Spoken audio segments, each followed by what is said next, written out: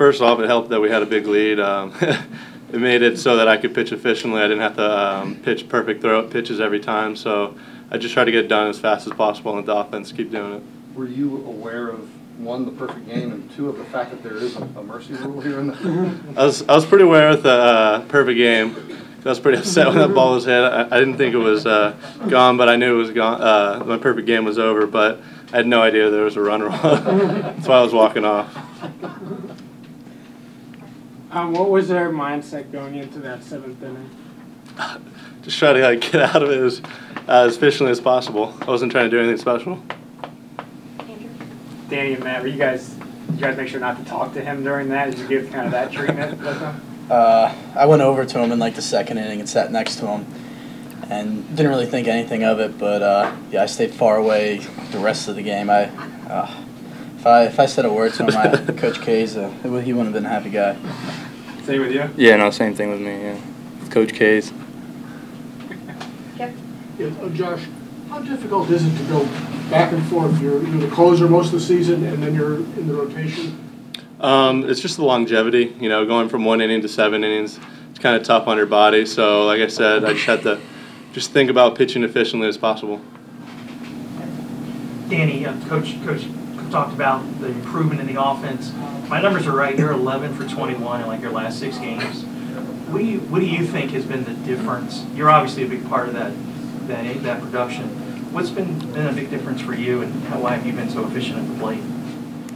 I guess I'm just comfortable up there right now. I mean, I haven't really changed anything all year.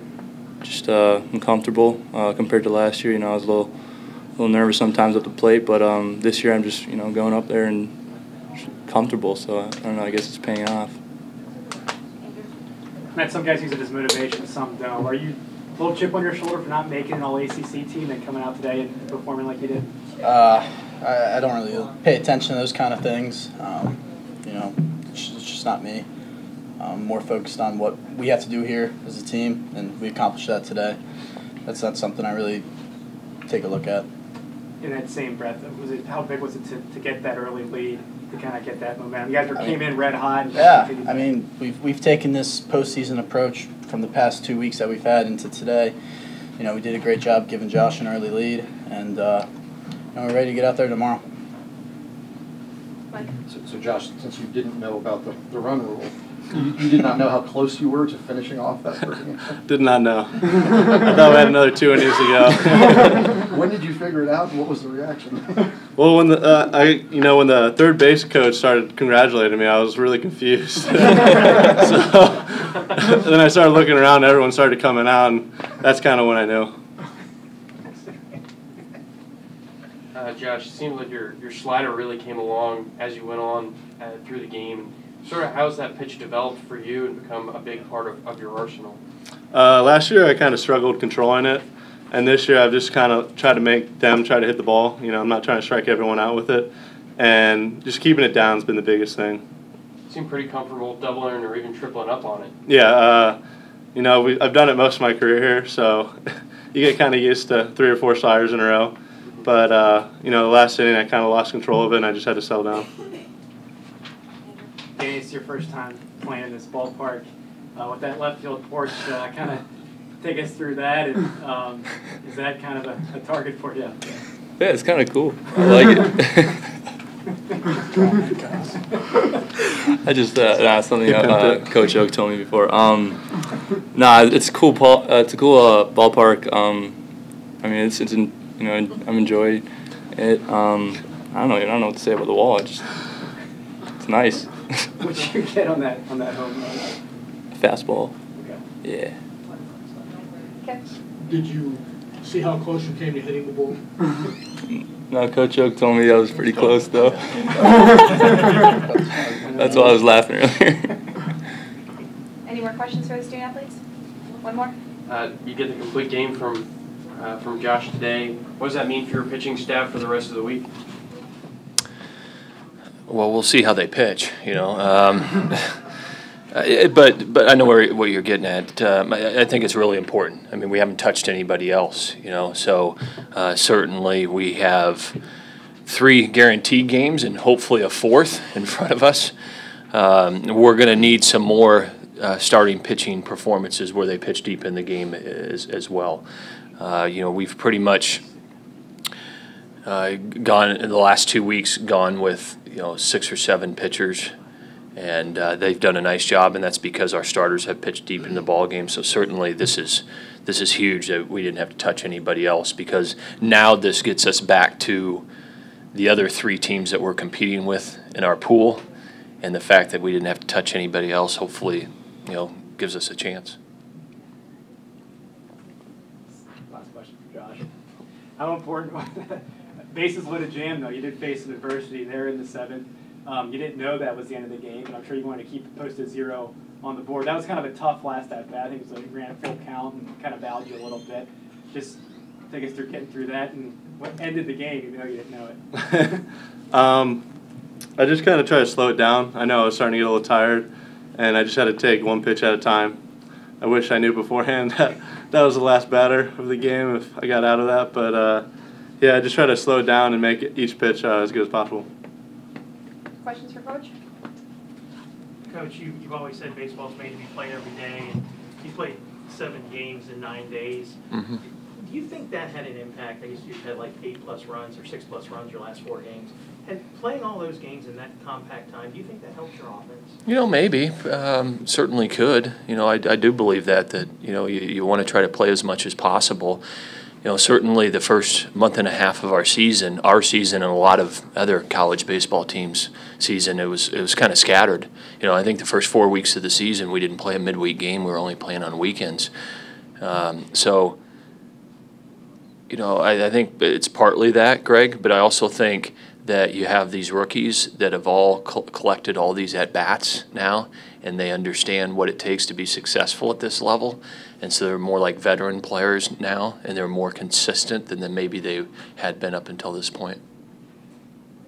You talked yesterday about how this team was kind of coming around, getting going. Mm-hmm. Were you a little bit anxious or curious to see, when you come to a new park, it's kind of a new setting, if that would continue, and how good does it feel that sort of, it seems that you're still on that path? Well, it feels great. I think ever since we came out of final exams against Duke 2 weeks ago, we've been playing very, very good baseball. And I made sure that yesterday after practice that we brought the team here to the stadium, because the majority of them haven't seen this stadium. And we walked on the warning track out there and explained the ground rules to all the players and everything, and just kind of got the awe factor out of it, and knowing that we'd have the first game this morning, that everything would kind of be sped up a little bit. We made sure we got here for a little bit yesterday. So, hopefully we can continue to play good baseball. Certainly our opponent tomorrow and then the opponent on Tuesday or Friday and Saturday are all high-quality teams. When you win the playing game and you get into this final pool, I mean, anybody can win it. So certainly we're going to have to play the same level of baseball we've been playing to advance on. So you explained the ground rules, but you didn't do the 10-run rule? No. Well, you learn something in coaching that there's a few, you always hold a few things back. Certainly I knew that there was a 10-run rule, but, that's something that, I just didn't think that we needed to share with them. If, you happen to get into that situation, you deal with it like we did, so. Brian, Pavin, maybe hit a little bit he started off really hot Mm-hmm. and kind of, maybe was a little fatigued in the midway point of the season. Now he seems like he's just seeing the ball really, really well. Mm-hmm. How important is that that development of him here coming on late? Well, I think it's really important. Pavin Smith came to us, and we knew that, not only is he one of the better hitters in the state of Florida coming out of high school, that he was one of the top recruits out there, and it was because of his bat. And certainly he's been in the middle of that lineup for us for the entire year and hasn't left there. And he's a key guy, certainly hitting behind Maddie and Kenny Towns to be able to drive in runs for us. And we have the luxury of somebody like Joe McCarthy of leaving him in the 7-hole right now. And I think the more at-bats Joe collects, the better and better he's going to be. And we're able to do that because a guy like Pavin's delivering. Okay. Yeah, Brian, one thing you haven't mentioned is not seeing you all the time, but from a distance, it looks like this is probably the healthiest your field players have been all year long. Is that a factor in just why you've played so much better the last month or so? I think so. You know, it's been certainly well documented throughout this year, the injuries that this team has taken on, and you know they've found a way to push through it, and now you know we're at the point where we're as healthy as we ever have been. John LaPrice isn't coming back, you know, but we're as healthy as we have been, and I think the health and then the consistency leads to the consistency that we've been able to play with. So, you know, starting this season, I even felt before the injuries happened, I felt that you know this team really had a chance to be special at this time of the year, just because I knew we'd be counting on so many first-year players, and I knew by you know coming down the stretch run that they would play like veterans now. So. Last question.